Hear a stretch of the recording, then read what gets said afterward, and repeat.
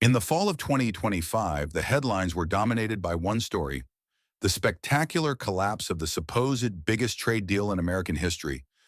President Trump's $550 billion framework with Japan, designed to pour unprecedented investment into U.S. industries, was dead on arrival.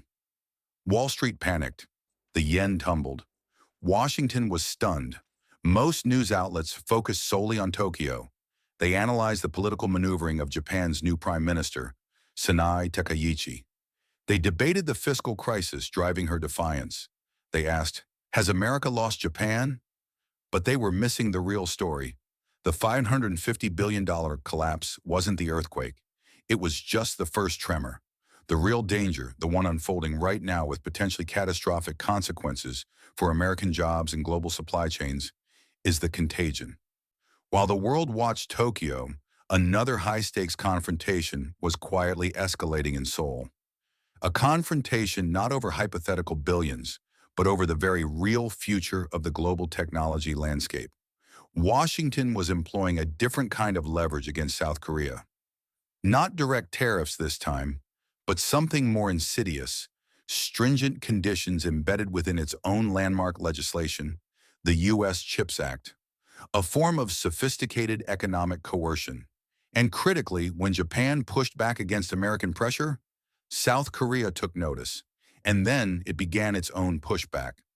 This is the story of the domino effect now cascading through Asia. It's a story that threatens to unravel America's most critical strategic alliances. The question is no longer just about Japan.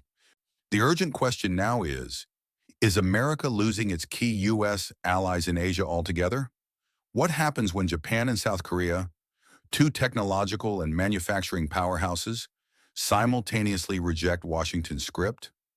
This analysis will dive deep into the spreading contagion to South Korea, focusing on the real-world conflicts surrounding the U.S. CHIPS Act. We will decode how America's strategy of economic coercion is backfiring. We'll examine how Japan's defiance paved the way for Seoul's resistance. And we will explore the potentially devastating fallout for American jobs and the critical U.S.-China tech war. Stay tuned. The ground is shifting beneath our feet. The first domino: Japan's quiet revolt. To understand the crisis unfolding in Seoul, we must first quickly revisit the catalyst in Tokyo. The context, as detailed in our previous analysis linked below, was Prime Minister Ishiba's administration signing the $550 billion framework under intense tariff intimidation from Washington. The deal was widely seen in Japan as dangerously one-sided. America would control the funds, pocket 90% of the profits. Ishiba's approval ratings plummeted below 20%. His leadership was branded a capitulation. His resignation created a power vacuum filled by a very different kind of leader. Sanai Takaichi, Japan's first female prime minister, a hawkish nationalist mentored by the late Shinzo Abe. She ran on a platform of a conservative reset, and she immediately targeted the $550 billion deal. Washington expected negotiations. Instead, Takaichi executed what the Financial Times called a quiet revolt. Her strategic masterstroke involved bureaucratic maneuvering, not public confrontation. Instead of sending cash directly to U.S. agencies, she announced the funds would be managed domestically, specifically through a state-backed facility within the Japan Bank for International Cooperation, the JBIC. This move effectively kept control of the purse strings firmly in Tokyo. Japan, not the U.S., would retain project selection power. The $550 billion blank check was nullified. This was more than just a dispute over money. It was a precedent. For the first time in decades, a core U.S. ally had openly defied American economic coercion and faced no immediate, crippling retaliation. Takaichi demonstrated that Washington's threats might be losing their potency. She showed that national interest could perhaps outweigh alliance obligations in this new era. The first domino had fallen, and across the Sea of Japan in Seoul, leaders were watching very, very closely. The second domino: South Korea and the CHIPS Act war. Now let's pivot to the second, arguably more critical domino: South Korea. South Korea is not just a military ally hosting nearly 30,000 U.S. troops. It is a global technology superpower. Consider this. South Korean giants Samsung and SK Hynix utterly dominate the world's supply of memory chips. The DRAM and NAND flash, essential for everything from smartphones to data centers. According to market data, they control well over 60% of this critical global market. Furthermore, South Korea is a shipbuilding titan, one of the top three globally, particularly leading in the construction of high-tech vessels like LNG carriers, crucial for global energy security. This technological prowess makes South Korea an indispensable partner, but also a prime target in America's intensifying tech war with China. And this is where the U.S. CHIPS Act enters the picture. Passed with bipartisan support, the CHIPS Act is Washington's ambitious plan to reshore critical semiconductor manufacturing. It offers billions of dollars in subsidies, the carrot to companies willing to build advanced chip factories, or fabs, on American soil. Samsung, for instance, is investing heavily in a massive new fab complex in Texas, lured partly by these incentives. But the CHIPS Act comes with a very large stick: harsh guardrails. These guardrails, detailed by think tanks like CSIS and reported extensively by outlets like the Korea Herald, represent a new, more sophisticated form of economic coercion. Guardrail number one: any company taking U.S. subsidies is effectively banned from expanding or significantly upgrading its advanced semiconductor production, generally considered below 28 nanometers, in countries of concern, primarily China, for 10 years. Guardrail number two: even expanding production of older legacy chips in China is severely restricted, capped at less than 10% growth over the decade. For South Korea's chip giants, these guardrails are not abstract policy details. They are an existential threat. Why? Because Samsung and SK Hynix have poured billions into enormous, state-of-the-art memory chip factories inside China. Samsung's massive NAND flash plant in Xi'an and SK Hynix's critical DRAM facility in Wuxi are vital nodes in the global tech supply chain. These aren't small operations. They represent a significant portion of both companies' global memory production. The CHIPS Act guardrails essentially force these Korean companies into an impossible choice. Option A: accept U.S. subsidies for their American fabs, but effectively cripple or abandon their massive investments in China, potentially losing access to their largest market. Option B: forego U.S. subsidies to protect their China operations, making their U.S. investments less competitive and potentially angering Washington. This is the definition of being caught between a rock and a hard place, stuck between their primary security ally, the United States, and their largest economic market, China. This dilemma is the real heart of the semiconductor war, and this is where the domino effect from Japan becomes crucial. Initially, South Korea's response to the CHIPS Act guardrails was cautious, primarily diplomatic protests behind closed doors. But then came October 2025. Japan, under Takaichi, executed its quiet revolt against the $550 billion deal. Suddenly, the political calculus in Seoul shifted. Japan's defiance provided critical political cover. It demonstrated that challenging Washington's economic demands was possible, perhaps even survivable. South Korea's resistance, while less dramatic than Takaichi's hypothetical televised address, became far more assertive and public. First, the South Korean government openly demanded that the U.S. review and significantly ease the CHIPS Act guardrails. According to the Korea Herald, officials argued the restrictions placed an unreasonable burden on their companies. Second, tense negotiations intensified behind the scenes.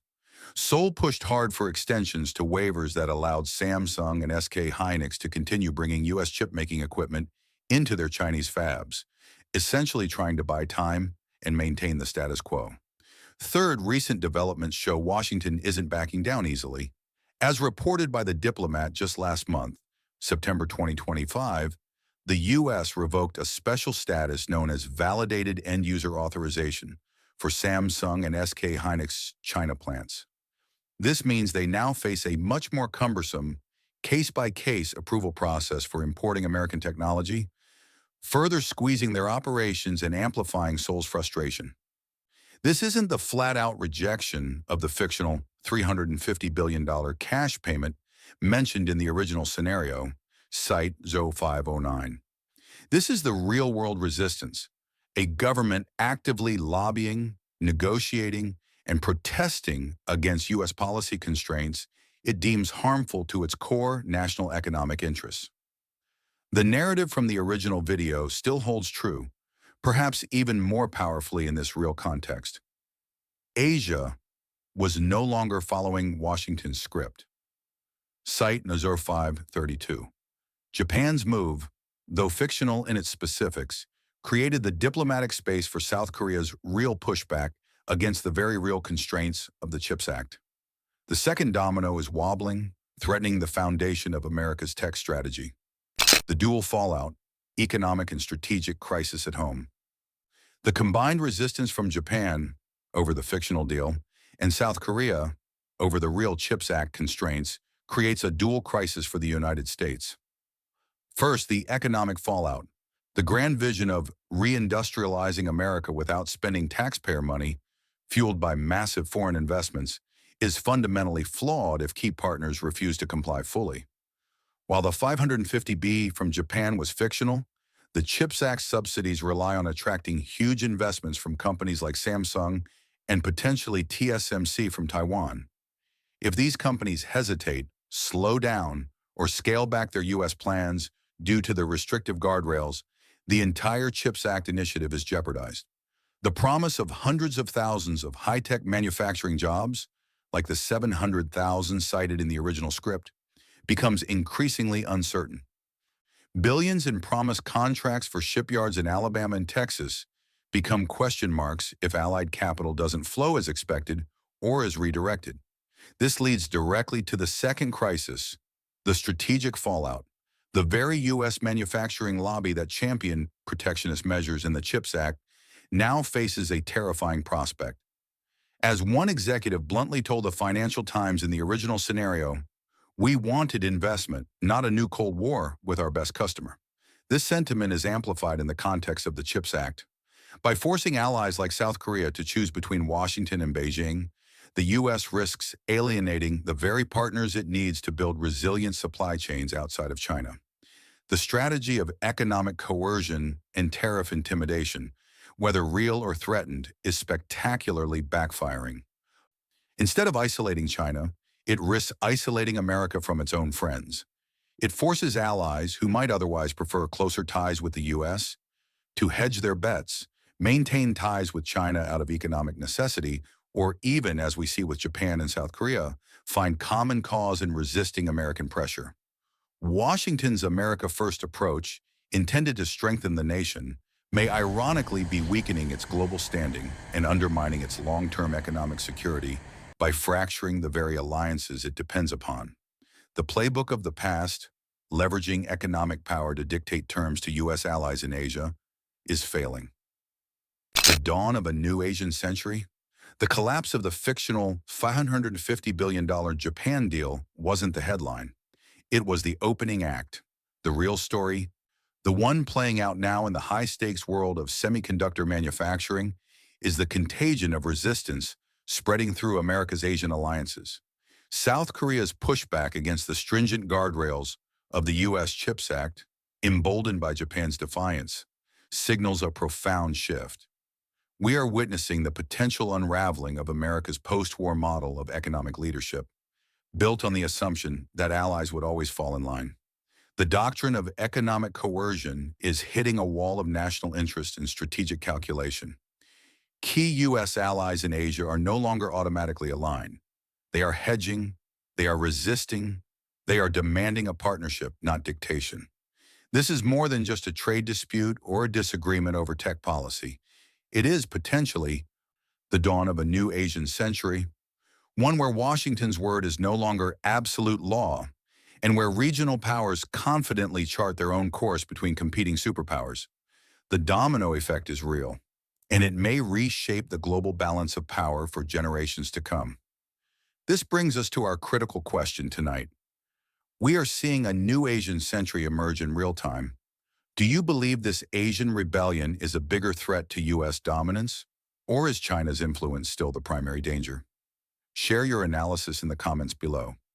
This Asian domino effect has redrawn the map, but it all started with one leader's quiet revolt.